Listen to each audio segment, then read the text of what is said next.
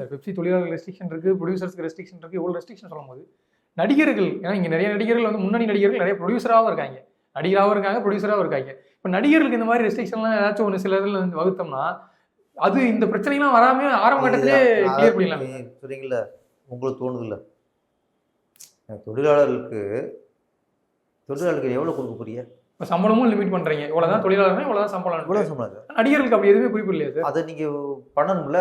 அதை நோக்கி தான் உங்களுடைய பயணம் எதை நோக்கி இருக்கணும். இன்னைக்கு வந்து ஒரு 100 கோடி பட்ஜெட்னா ஒரு பெரிய ஹீரோ போடும்போது தான் 100 கோடி பட்ஜெட் பண்ணுறாங்க. அப்போ அதில் 50 கோடி சம்பளம் ஹீரோவுக்கு. 200 கோடி பட்ஜெட்னா அதில் 100 கோடி சம்பளம் ஹீரோவுக்கு. 300 கோடினா 150 175 கோடி ஹீரோவுக்கு சம்பளம். மிச்சத்தில் தான் டைரக்டரு, ஹீரோயினு, டெக்னீஷியன்ஸ் எல்லாம் அதில் அடங்கிடுது. எப்படி படம் சரியாக வரும்? எப்படி லாபம் வரும்? ஃபஸ்ட்டு லாபம் வரும் வழி இல்லையே. நீங்கள் 300 கோடியில் 150 கோடி 175 கோடி ஹீரோ வாங்கிட்டாருன்னா எப்படி உங்களுக்கு படத்தை ப்ராஜெக்ட் பட்ஜெட் என்னாச்சு?